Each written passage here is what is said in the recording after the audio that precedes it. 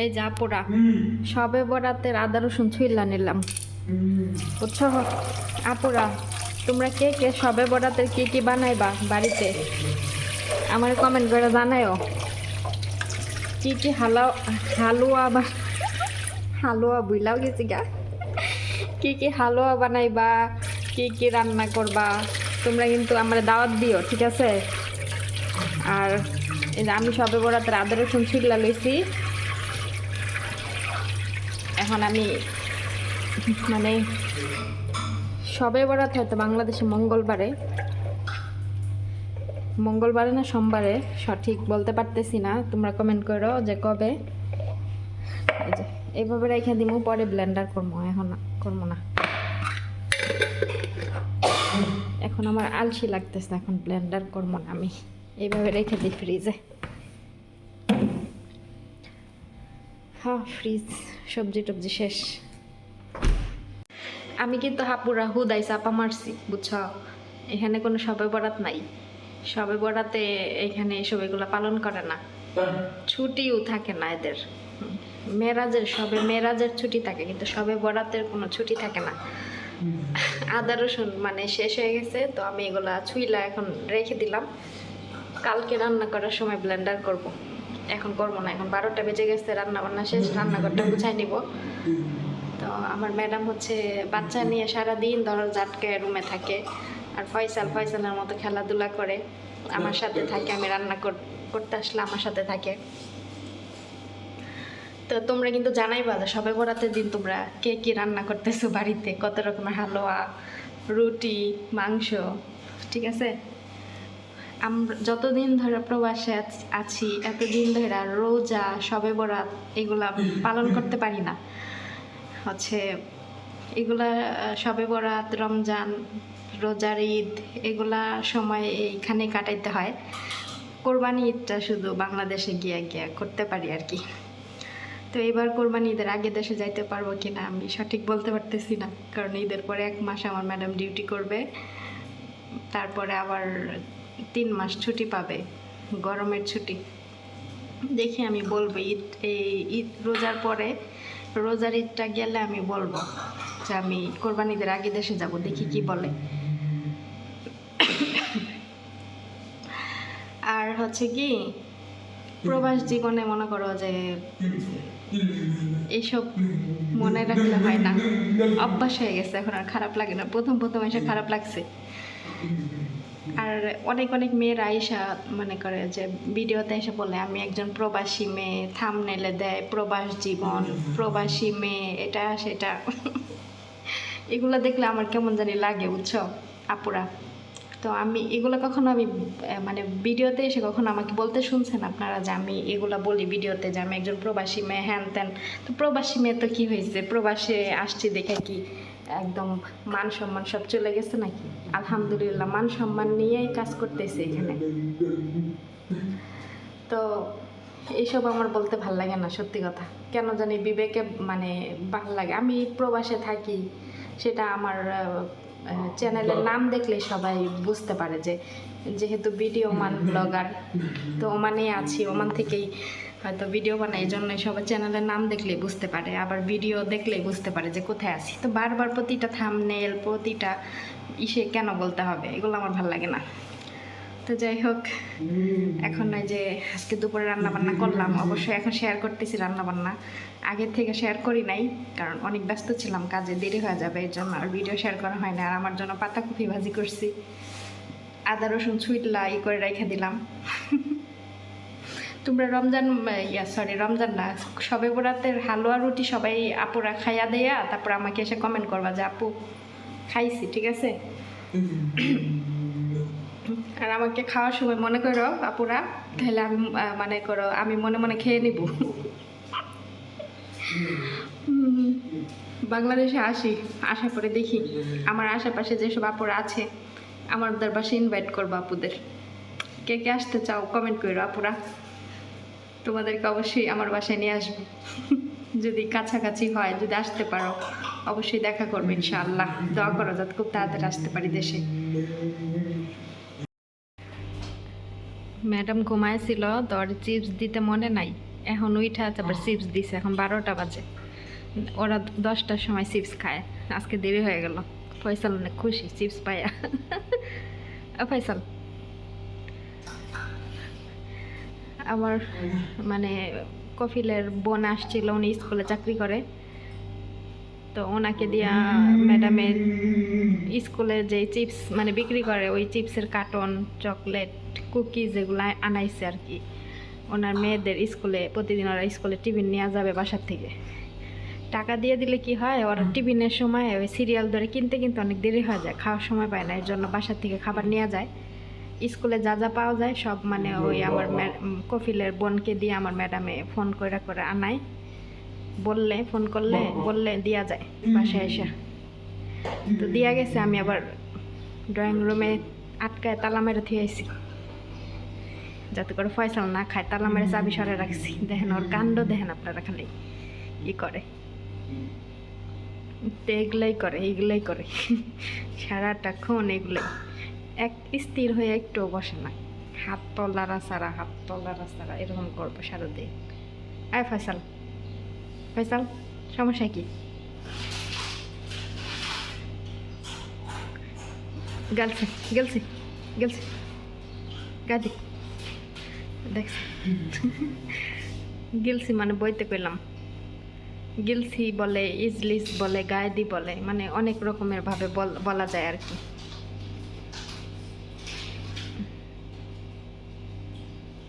হাবি যাবে খাওয়ার বেলায় উস্তাদ, দুনিয়ার চিপস চকলেট এগুলো দুনিয়ারটা খাইতে পারে। যাই হোক, ফয়সাল খাইতে থাকুক, আমি আপনাদের সাথে শেয়ার করেছি কি রান্না করলাম। তো আজকে আমি মাগলোবা রান্না করছি, 2 সপ্তাহ ধরে মাগলোবা রান্না করি না। আজকে যদি রান্না না করি আমার কফি লাইসা আমারে কইব কি রে মাগলোবা রান্ধস না কে, এর লেগে আমি হ্যাঁ আর আগে রানলাম। আসলে একটা বাসায় কাজ করলে না প্রতিটা মানুষের মন বুঝতে হয় যে কে কখন কি খাইতে চায়, কে কখন কোনটা পছন্দ করে। তা আমি চেষ্টা করি সবার মন রক্ষা করতে, বাচ্চাদের পছন্দ মতো রান্না করার চেষ্টা করি, ওই ম্যাডামের পছন্দ মতো রান্না করার চেষ্টা করি, আবার হাজব্যান্ডের পছন্দ মতো রান্না করার চেষ্টা করি, যাতে করে সবাই মানে সবার মন খুশি থাকে। তো এখানে আমি মাগলোবা রান্না করছি আলু, বেগুন আর গাজর দিয়ে, আর মুরগির মাংস, আর এই যে সালাদ, টমেটো, আর এই শসা আর খাস পাতা, সালাদ পাতা, এগুলো সালাদ বানায় রেখে দিলাম। তো আমার রান্না বান্না শেষ, ঢাইকা দেই। আর হচ্ছে যে একটা প্লেট, এই যে চামচ রেডি করে রাখলাম, খালি ম্যাডামে যখন খাওয়া দাওয়া করবে তখন খালি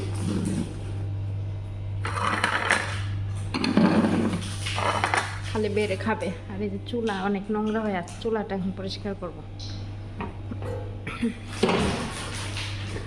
এমনি এটা দিয়ে মুইসা দিলে হয়ে যাবে। জানলাগুলো খুলে দিই, কারণ রান্না করার সময় জানলা দিয়ে বাতাস আসে, তো চুলা বারবার বাতাসে চুলা জাল কম জলের জন্য আটকায় দিই রান্না করার সময়। রান্না শেষ হলে আবার খুলে দিই। দেখেন আজকে শুধু এমনি মুইসা রাখবো, মানে প্রতি সপ্তাহে একবার করে চুলা আর কি দেয়া, ওই যে স্প্রে দিয়া পরিষ্কার করি, এতে করে চুলা ভালো থাকে। প্রতিদিন করতে হয় না, প্রতিদিন এই যে তেল মেল ছিটটা যায় না, এগুলো এইভাবে টাওয়াল দিয়ে মুছলে হয়।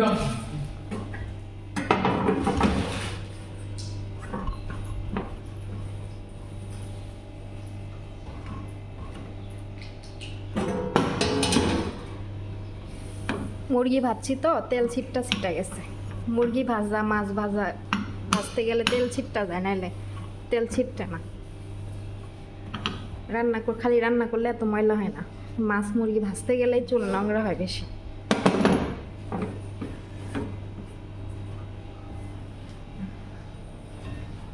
এই তো পরিষ্কার হয়ে গেল, রান্না বান্নাও শেষ। এই যে থালা বাসন কতগুলো ধুইয়া করে রাখছে, এগুলো এখন গুছাবো।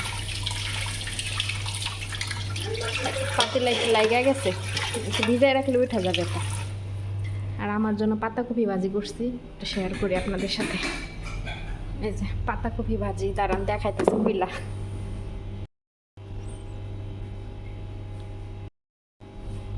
এই যে আমার জন্য পাতাকপি ভাজি।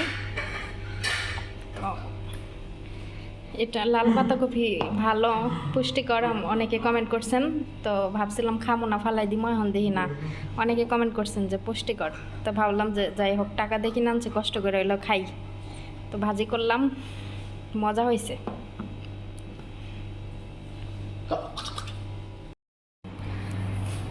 আর এই যে আমার টোনার চুলের গোড়ায় গোড়ায় দিই, এটা হলো মেথি, কালো জিরা, তারপরে হচ্ছে ওই গরম মশলা, লং, তারপর তেজপাতা, এগুলো দিয়ে আমি জাল দিয়া তারপরে এই যে চুলের গোড়ায় গোড়ায় দিই। চুল পড়া কমছে আলহামদুলিল্লাহ।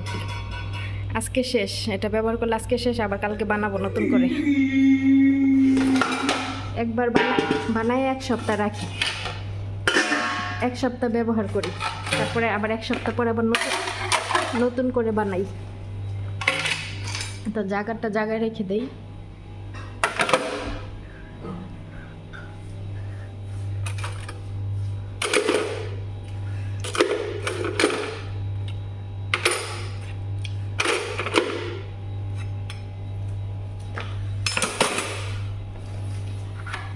এটা রেখে দেই, এটার আর এখন দরকার নাই। বেশি থালা বাসন হইলে এটা নিয়ে ঝরিয়ে দিই, আর কম থালা বাসন ধুইয়া পরে সাথে সাথে গুছাই ফেললে হয়ে যায়। বেশি থালা বাসন হইলে ওইটার ভিতরে রাখি আর কি। আচ্ছা, অনেক আপুরা আমাকে কমেন্ট করছেন যে আপনার বাসায় কি চপের বোর্ড নাই? ওই যে মানে কাঠের, তারপরে প্লাস্টিকের যে চপের বোর্ডগুলো আছে, ওগুলাতে যে কাটাকাটি করা হয়, ওগুলা ছিল আমার বাসায়।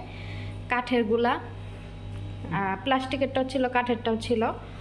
তো ওগুলো আমার হচ্ছে ম্যাডাম ফালাই দিয়েছে, এগুলো আনছে। এটাও কিন্তু চপের বোর্ড, ট্রের মতো, কিন্তু এটাতেও কাটাকাটি করে। এটা হচ্ছে স্টিলের। তো কাঠেরগুলো আর কি কাটতে কাটতে কালো কালো হয়ে যায় না, এর জন্য ওগুলো আমার ম্যাডাম ঘৃণা করে, মানে সে পছন্দ করে না, এর জন্য ফালাই দিছে ওগুলা। তো এটাতে হচ্ছে সবজি, মাছ, মুরগি কাটি। আর এই যে আরেকটা আছে, এটাতে হচ্ছে খালি শুধু সালাদ বানাই। সালাদেরটা আলাদা, মাছ মুরগি সবজিটা আলাদা। এটা স্টিলের ট্রের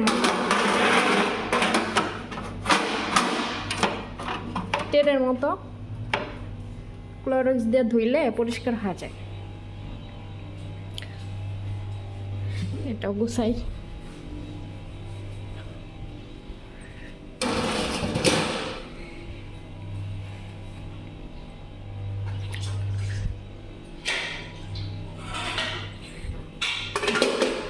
থালা বাসন পানি শুদ্ধ এখানে রাখলেও সমস্যা হয় না, কারণ এই যে ছিদ্র না, পানি ঝইরা পড়ে যায়। কিন্তু ওই যে নিচে যাবার নোংরা হয়, লেগে আমি পানি শুদ্ধ থালা বাসন এখানে রাখি না। তো এগুলো এখন ধুইয়া নেই, তারপরে তাইলে কাজ শেষ।